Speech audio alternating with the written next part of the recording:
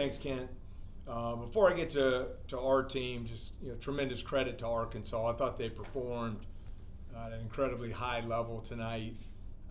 The backcourt, the two freshman guards, Acuff and Thomas, they're just fantastic.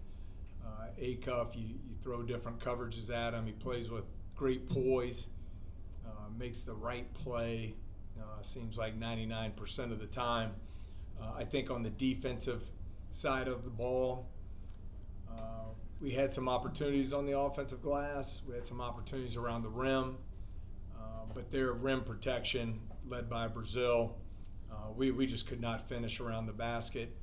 And on a night where you're really struggling from behind the three-point line, it's difficult to keep up with their offensive firepower there. So tremendous credit to Arkansas for a great performance.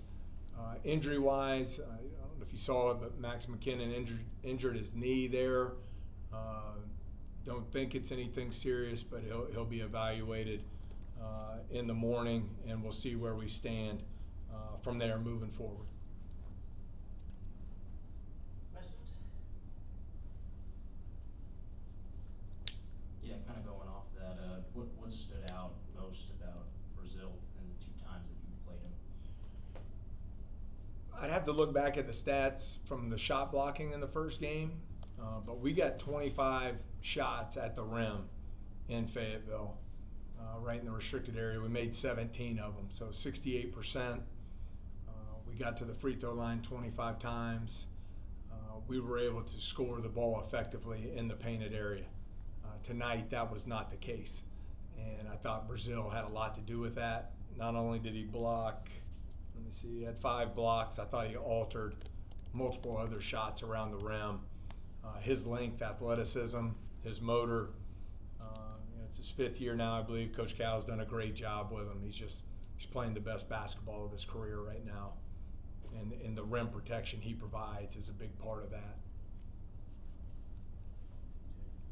12 rebounds as well, so pretty good. Seemed like Arkansas had control from the beginning. Was there a lack of energy at all on your team? No, I don't think it was lack of energy. I thought it was lack of execution at times, certainly. But I just think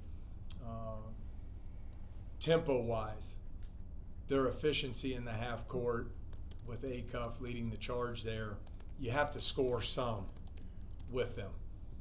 You're not going to hold. They average almost 90 a game. So they had 42 at the half, all right, but we were 34% from the floor, 2 for 10 from 3. We were 3 for 7 from the line, and that doesn't include a front end of a 1-on-1. So we left some opportunities on the board. Certainly wouldn't have gone in with the lead, but you have to be a lot more efficient there offensively in the first half to keep that a single-digit game going into the break. Yeah, Coach, did the offensive struggles kind of ignite Arkansas to kind of get out and run and kind of ignite their offense? Well, it definitely hurt us some there, I think, because of our inability to finish the plays around the rim is one thing. But some of the missed threes, I thought, led to long rebounds, and their speed and athleticism in the open floor it's phenomenal. It's one of the tops in the country. And so I thought in the first matchup, we were able to control tempo better. We got high-quality shots at their place. We had single-digit turnovers. And tonight, that was not the case. Some of our turnovers and long rebounds on missed threes, I thought really fueled their transition attack where they're really successful there. Coach, Pablo mentioned that a big part of this loss, he said it was a confidence issue. Do you think that's been stemming from the conference losses, and how do you go about fixing that on the bench in a game where you're down big?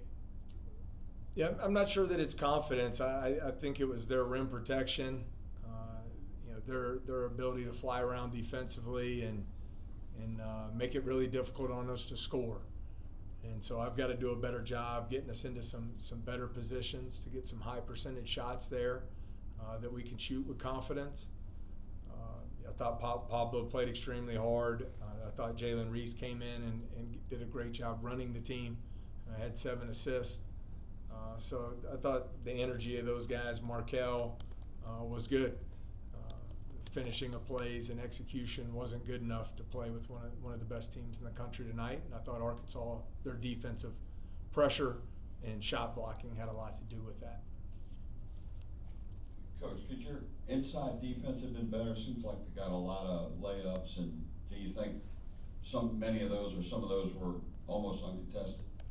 Well, you look at the rim protection, they blocked 10 and altered a lot of shots. You know, we didn't have any blocks around the rim. I thought Acuff, whether it was in transition or in the ball screens, put a lot of pressure on our defense. And then to Matthew's question about the transition, when they got out in the open floor, I thought that led to some easy lobs and layups for Arkansas there. I think what makes Acuff so difficult to cover is his ability to score it in a variety of ways. He gets all the way to the rim with his speed and quickness. He's got a great mid-range game, can shoot it from three, obviously a great passer. And then I think one thing probably underestimated, Coach Cal's done a great job with his movement without the basketball. He works the baseline, uses those screens, does a great job reading the screens and getting them easy shots. But Glenn, I do agree, their rim protection was terrific and ours was not existent. Ron Zipper, he was out. Can you explain why he was unavailable? Sure. Ron, last week in practice during the bye week, he got hit in the head in a competitive segment, nothing intentional, but that put him in the concussion protocol, and so he is still not cleared those protocols. Would expect him to be back soon. He's doing non-contact stuff now, but he still is not fully cleared from the concussion protocol from last week's collision. Yeah, Arkansas shorthanded this time around. Did that alter tonight's game plan in any way? I mean, Knox and Wagner are terrific players, but the two games they played without them, they've played exceptionally well. You know, they don't play a lot of guys, and they usually just play 8 guys. I think it's added Seeley some minutes for them off the bench, but overall their plan of attack hadn't changed. So, you know, Acuff and Thomas controlled the game in the backcourt, and that's why they'll be first-round draft picks. They're terrific. Clearly, y'all had a lot of headwinds this year with the injuries, and now McKinnon, I get him loose. Big picture, where do you find the optimism in your program? Where do you say, yeah, things will be better eventually? Sure, Scott. You know, just grateful for everything. You know, disappointed in tonight's results, clearly. Unfortunately, there's been, as you mentioned, a couple injuries here and there.